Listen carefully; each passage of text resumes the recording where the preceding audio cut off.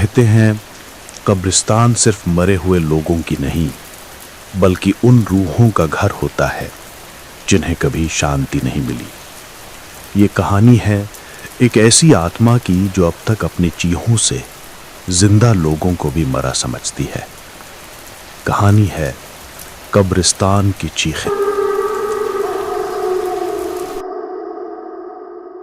गांव से कुछ दूरी पर एक पुराना वीरान कब्रिस्तान था जिसे लोग मौत की बकिया कहते थे। वहां रात को जाने की किसी में हिम्मत नहीं थी। कहते हैं वहां रात के तीसरे पहर में चीखें, कब्रों से उठती रोशनी और साया दिखाई देता था।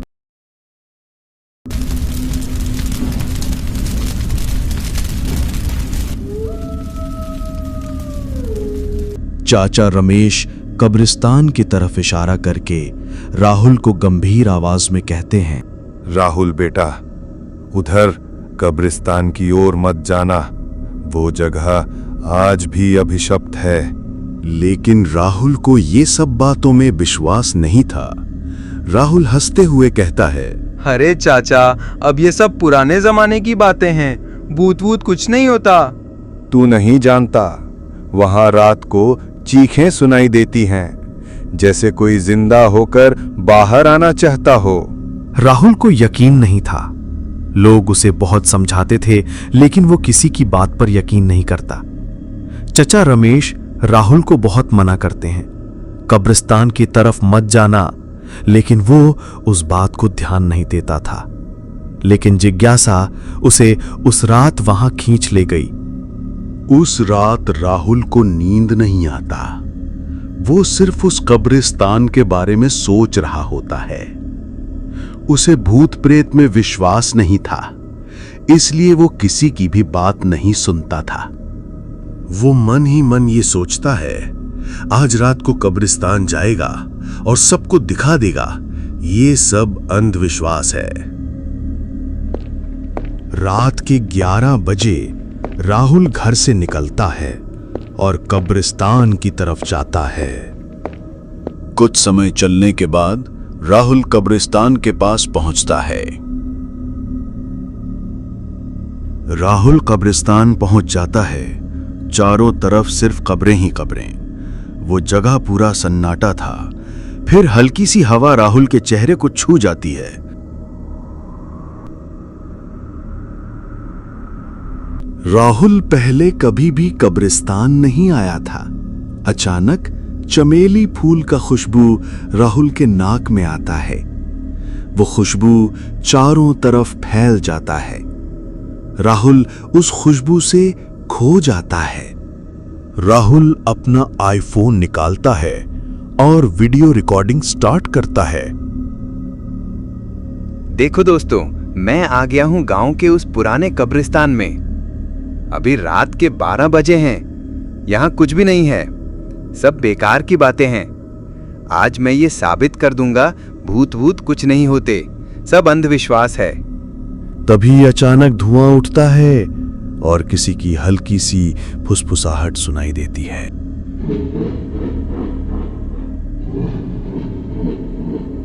ये सब सुन के राहुल का होश उड़ जाता है। वो डर से कांपने लगता है। वो घबराते हुए चारों तरफ देखता है, लेकिन वहां कोई नहीं होता। राहुल घबराकर कहता है, कौन है? कौन बोल रहा है? तभी अचानक बिजली कड़कता है और थोड़ी देर बाद बंद हो जाता है।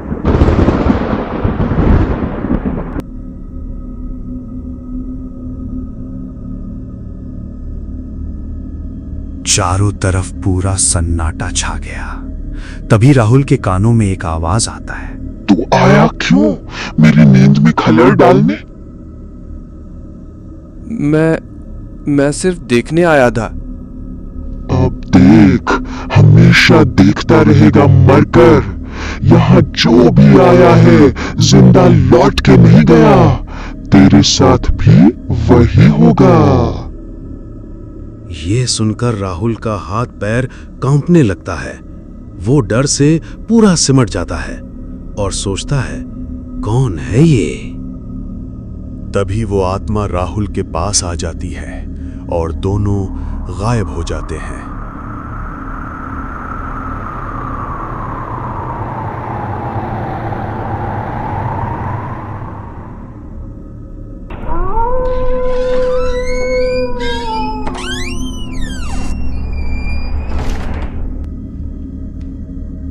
राहुल एक पुराने बंगले के अंदर बेहोश पड़ा होता है।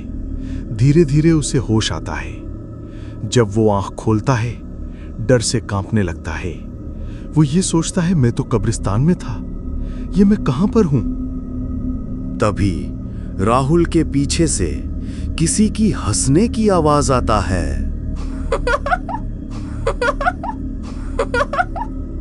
राहुल मुड़कर देखता है। उसके सामने एक भयानक शकल वाली लड़की खड़ी होती है। उसे देख के राहुल समझ गया, ये इंसान नहीं है, भूत है।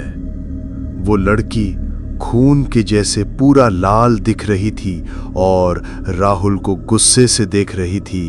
अचानक वो चुड़ैल राहुल के पास आ जाती है। वो राहुल को गुस्से से देख रही थी। राहुल डरते हुए पूछता है, कौन हो तुम? तभी वो चुड़ैल राहुल को एक कहानी कहती है। मैं सबनम हूँ।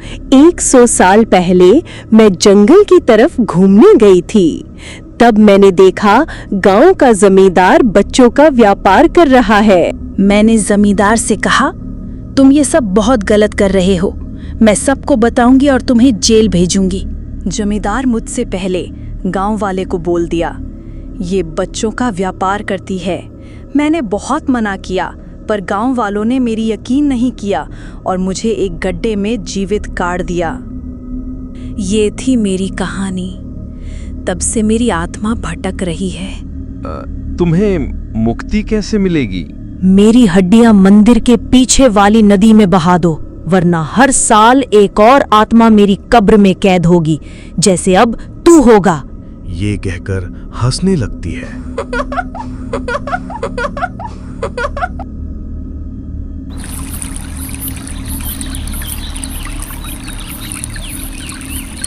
अगली सुबह राहुल नदी के पास बेहोश हालत में मिलता है।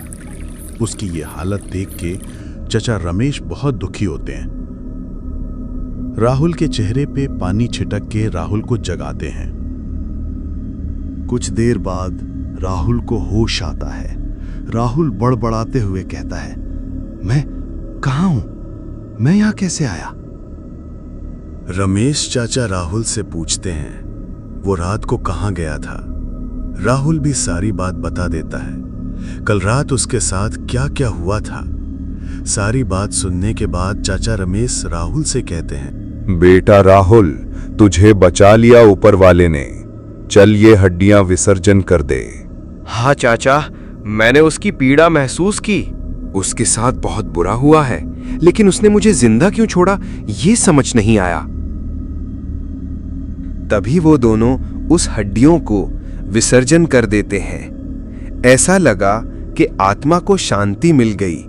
लेकिन उस रात राहुल कमरे में अकेला सोया था। रात के 12 बजते ही उसकी मोबाइल अपने आप चलने लगती है। देखो दोस्तों, मैं आ गया हूं गांव के उस पुराने कब्रिस्तान में। अभी रात के 12 बजे हैं। यहां कुछ भी नहीं है, सब बेकार की बातें हैं। आज मैं ये साबित कर दूंगा, भूत कुछ नहीं होते, सब अंधविश्वास है। मोबाइल की आवाज सुन के राहुल की नींद टूट जाती है और वो उठ जाता है। मोबाइल बंद करने के लिए राहुल उठने ही वाला था कि तभी कब्रिस्तान वाली फुसफुसाहट फिर से सुनाई देती है। राहुल, तूने मेरी कब्र छेड़ी थी। अब तू हमेशा यहीं रहेगा। बचाओ, बचाओ, मुझे यहाँ से बाहर निकालो।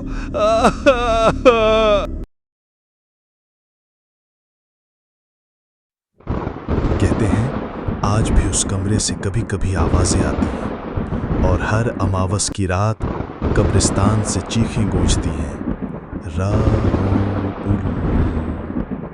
कब्रिस्तान की चीखें एक बार सुनो, हमेशा याद रखो।